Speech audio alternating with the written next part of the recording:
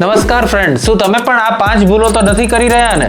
કેમ કે મારા ધ્યાનમાં આવ્યું છે કે લોન લેતી વખતે જનરલી દરેક વ્યક્તિ આ 5 ભૂલો સતત કરતા હોય છે ને આ 5 ભૂલો તમને બહુ જ મોંઘી પડી શકે છે.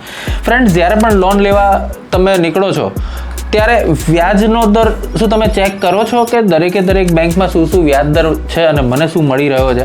અગર હું મારી રીતે બેસ્ટ સિલેક્શન નહીં કરું તો મારી લોન સરવાળે બહુ જ મોંઘી પડી શકે છે. વ્યાજ દર હંમેશા ચેક કરો.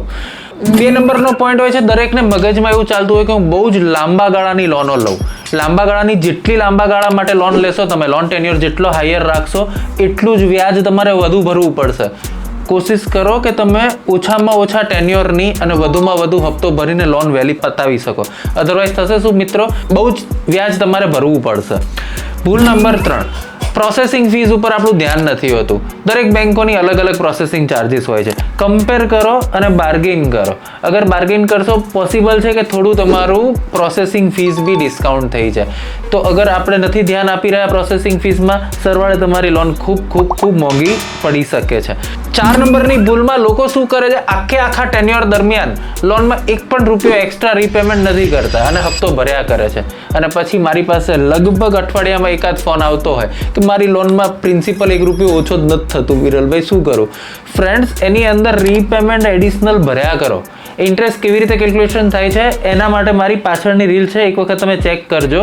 એના પર આપણે ડિટેલમાં નહીં જઈએ, પણ દર વર્ષે પોસિબલ હોય ફૂલ નહીં તો ફૂલની પાંદડી એક્સ્ટ્રા પેમેન્ટ ભર્યા કરો, જેનાથી તમને ડિસ્કનેક્ટ નહીં આવે. અને ભૂલ નંબર 5, વખતો વખત આપણી લોનનું વ્યાજ દર અત્યારે શું ચાલી રહ્યું છે એના ઉપર નજર રાખવાની જવાબદારી કસ્ટમરની પોતાની હોય.